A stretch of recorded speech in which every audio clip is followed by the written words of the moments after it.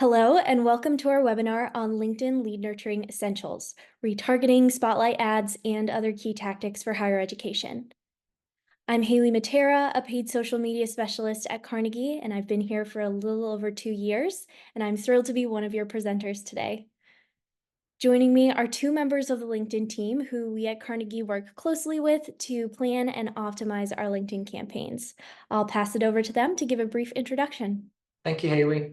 Hi, my name is Richie Monsart. I'm a Senior Client Solutions Manager at LinkedIn on the higher education team. I'm almost at 5 years at LinkedIn. I've been partnering with Carnegie for 4 of those years.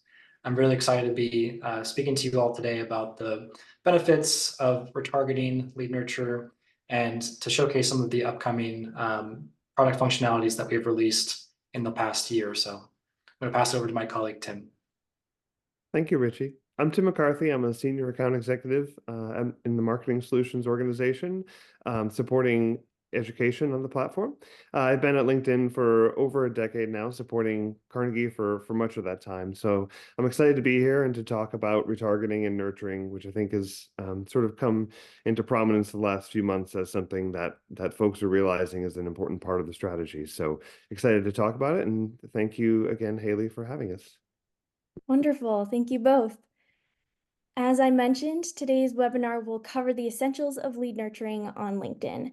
Our objective here is to understand the key aspects of lead nurturing on LinkedIn, and that includes retargeting, spotlight ads, and more. And this is all through the lens of higher education, marketing, and enrollment. And so in order to reach this objective, we'll first cover retargeting and lead nurturing by defining them and outlining their key differences. Next, we'll give an overview of spotlight ads, which are one of our most popular and successful tactics for lead nurturing. And following that, we'll cover LinkedIn's Conversions API and how it fits into the overarching picture of lead nurturing. Finally, we'll do a recap on each topic to bring all of the information together. Without further ado, let's get started. I'll pass this first segment over to Tim and Richie to discuss retargeting and lead nurturing and how they can be used to strengthen your bottom funnel strategy. Thank you, Haley. Yeah, so to set the stage a little bit here, today we're going to be focusing on mid to lower funnel strategy, where relatively small amounts of investment will allow you to raise the level of information and intent your leads possess and move more of those leads to enrollment. In doing so, increasing the efficiency of your marketing strategy. So we're going to talk about two tactics here. The first is retargeting, which is something I'm sure most of us are familiar with. That's where we take your unconverted site visitors and ad engagers who have expressed interest, learned something about your program or institution, and re-engage them to take the next step and share their personal information with you as a lead. Retargeting is probably going to take about 10% of your budget at most, but will likely provide your lowest CPL, highest intent leads, and raise the efficiency again of your overall investment. So with retargeting, we can take anonymous site traffic and put prospects in a program path that's right for them based on their background, or take someone's interest in a program and offer them more context, a brochure, an invitation to an info session, any of those things that we think are going to kind of incentivize them to submit their personal information as a lead. The second tactic is a kind of retargeting that we refer to as nurturing, where we take all those leads from all sources going back as long as we can, as long as it makes sense, and lend marketing support to the admissions process, so offering a conversation with admissions, direct path to starting or finishing an application. Historically, the marketing process has kind of stopped when the lead is acquired. So this is an invitation for all kinds of melt to happen. So what we're really kind of enthusiastically endorsing here is the idea that the marketing process extends through and supports the admissions process. And we've seen some great results from that we'll talk about a little later. But if we can break that barrier down between marketing and admissions and spend maybe 5% of our budget to provide some points of engagement and some options to proceed directly, we should see a clear lift in enrollment coming out of our marketing efforts. So next, Richie will speak to a few of the tactics we offer for retargeting and nurturing. Thank you, Tim. So we typically are talking about the target audience for retargeting as previous website or web page visitors. That's retargeting in the classic sense. But over the last few years, we've really expanded our portfolio of retargeting segments at LinkedIn to include things like re-engaging content single image engagers. So people that have either clicked on or viewed ads in the feed. We've opened this up to our sponsored messaging formats as well. So if you're leveraging conversation ads, we can re-engage those who have opened that conversation ad in their inbox, or those who have clicked on any call to action buttons within the message. We've also expanded to include document ad engagers, so people that have either clicked on or downloaded a document directly within the newsfeed as well. If you have event strategy within your institution, we can re-engage those who have registered to attend an event on the platform. And now in beta, we have the ability to re-engage those who have completed a percentage of a LinkedIn Live event. Finally, we have company page retargeting as well for those who have visited your company page. All of these are high value audiences that should boost your existing retargeting campaign audience sizes if you want to include different variations of website visitors, ad engagers, etc. But I think it's also worth testing targeting some of these segments individually with special offers to boost conversion and downfunnel action as well. We've also made it easier to identify new website-based retargeting opportunities via our new website actions capability. Website actions is powered by your existing LinkedIn Insight tag, no additional code necessary. So now within the account user interface, we surface the top visited web pages as well as the top clicked buttons across all of your tagged domains with the Insight tag. You can easily use the search box within the interface to look for traffic for things like the application page, submit buttons, and really get a sense of how your website is funneling prospects through the enrollment cycle to identify key opportunities for retargeting and maybe some gaps that will need to be filled with changes on the website end. So I'm going to pass it back over to Tim to talk a little bit more about the benefits of both retargeting and lead nurturing. Thank you, Richie. So on the lead nurturing side, we're talking again about using the leads that we collect as a target audience to move them through the bottom of the funnel. These leads should again be from all sources, and knowing this tends to be a long decision process going back even several years. So any leads that you have that have not converted, that have not enrolled, we'd highly recommend including them in the pool of leads that you're targeting. And here we talk through a few of the advantages that this gives you. A higher rate of application and enrollment. That's kind of a lot of what we're talking about here, is just trying to get more value out of your leads, more of those leads to actually make it down to the point where they're applying and ultimately enrolling. So I think we tend to think of leads that we collect as ours, as if they're kind of in isolation and they're kind of protected from competition and they're just got their focus solely on your school or your program. But the majority of leads we know are not going to end up enrolling, and many are going to go to competitive schools who are going to continue to message these leads after they're on your radar. So nurturing helps to mitigate this and just directly convert more leads to application by giving them a direct way to do that. In terms of ROI, even if you as a team are tasked with only delivering leads, showing that we're able to drive direct applications just fundamentally changes the math on ROI. Here we see an example of a CPA of $12. So this is not obviously a fantastic result, but something that we're starting to see often in terms of the real efficiency of this tactic against this kind of audience. Competitive pressures is a huge one. I think I just mentioned, competitively, leads are going to see a lot of messaging from your competitors, even as you're trying to do the work of getting to them to enroll. We've run analyses showing dozens of competitive impressions reaching prospects after a lead for a given school was submitted. So it's an important way to kind of put a little bit of a moat around your leads, make sure you're talking to them, make sure that your voice is being heard along with all those competitors. Brand loyalty is something to call out. I mean, a large part of the value of this is to provide additional touch points that raise the frequency with which prospects are seeing your messaging, which is going to raise your profile and keep you top of mind. Ideally, we have awareness tactics in play too, to kind of warm things up and keep you top of mind. But especially where that's not happening, having some of these additional points of engagement at the bottom of the funnel can help make up some of that ground. And in terms of qualified leads, implementing this kind of strategy, you can be pretty sure that the ones that actually take action, that are responding to these lower funnel messages we're putting in front of them are ones that admissions should prioritize. They're likely ones with a lot of intent and information. They've been through a number of points of engagement that have helped qualify them as good leads. So we'd encourage you to see them as such and use this as a tactic and a tool to help identify those folks. So I'll turn it back over to Haley to talk about one of the most impactful tactics we have for nurturing, which is our spotlight ad format. Absolutely. Thanks, Tim. Yeah, so as Tim mentioned, now we're going to dive into Spotlight ads, which are one of the key ways we've implemented lead nurturing for our clients at Carnegie.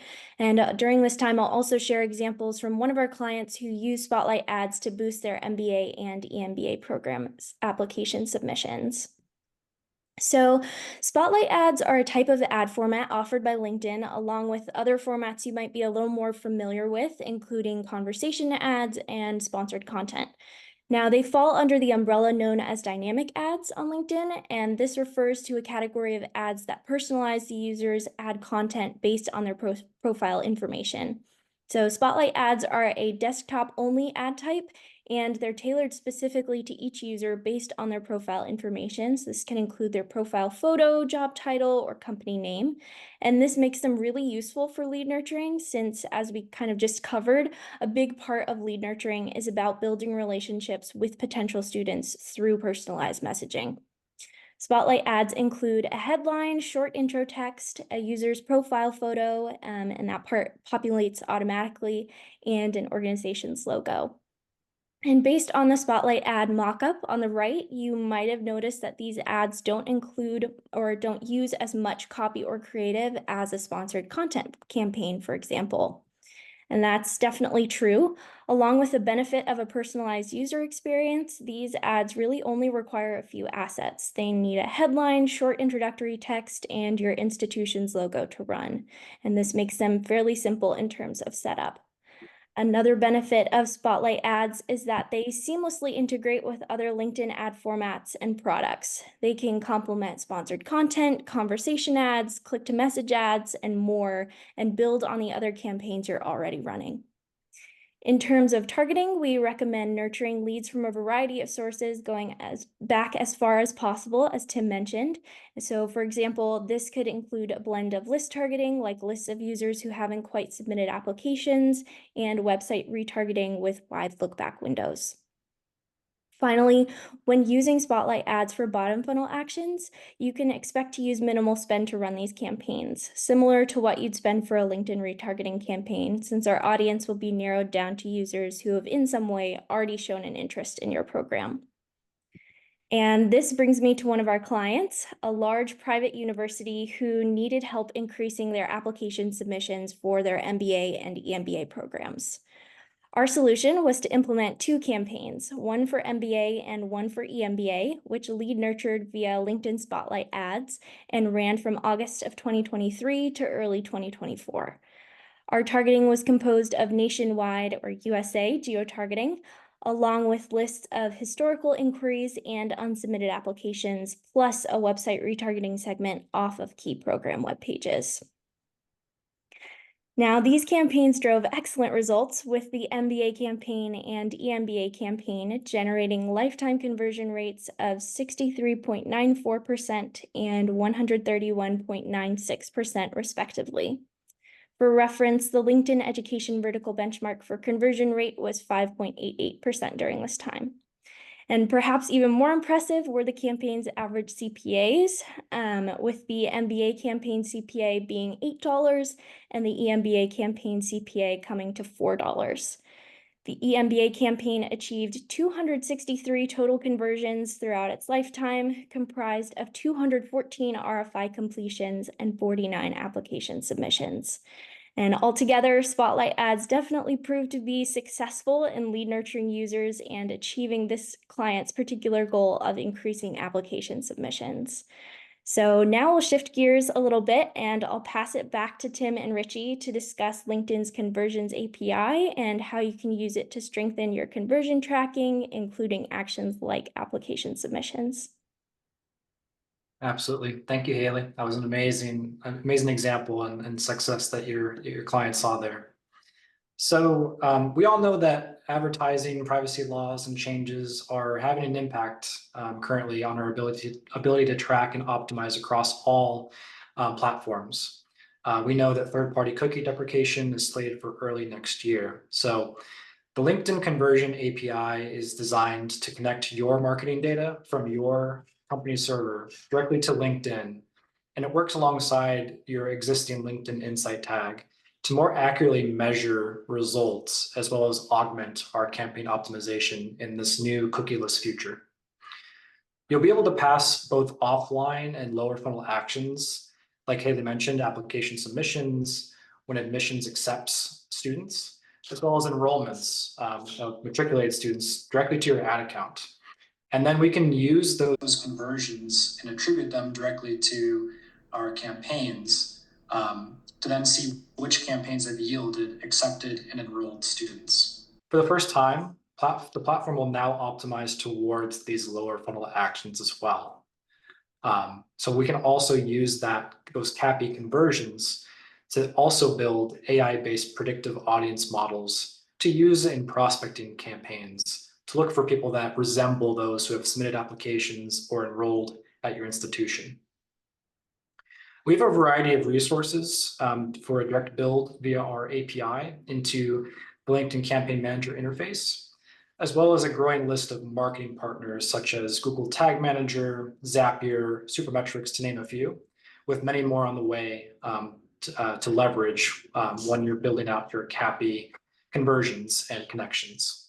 So more to come here, but I think this is going to be a fantastic way to not only prepare for the cookieless future, but also to really increase the ability for the platform to optimize and for us to surface which campaigns are having success in terms of down funnel actions like applications and enrolled students. I'll pass it back over to Haley to wrap things up. Thanks, Richie. As we wrap up this webinar, we wanted to provide a quick recap of each topic and how they can ultimately work together to engage prospective students, nurture relationships, and drive conversions with precision. Retargeting is used to re-engage users who have previously interacted with your brand with the goal of boosting the quality and volume of your leads, while lead nurturing focuses more on relationship building to ultimately boost the number of people reaching the application stage. One of the ways we employ lead nurturing is via spotlight ads, which personalize the user's ad experience and drive them to take action. Finally, LinkedIn's Conversions API will allow you to track conversion events driven by these retargeting and lead nurturing efforts accurately, optimize your campaigns in real time, and altogether maximize the effectiveness of your LinkedIn advertising efforts. Thank you so much for tuning into our webinar on LinkedIn Lead Nurturing Essentials. We hope this helped to break down the key parts of lead nurturing and its real-world applications. For more information or to start a conversation with us, please visit our website at carnegiehighered.com. Thank you.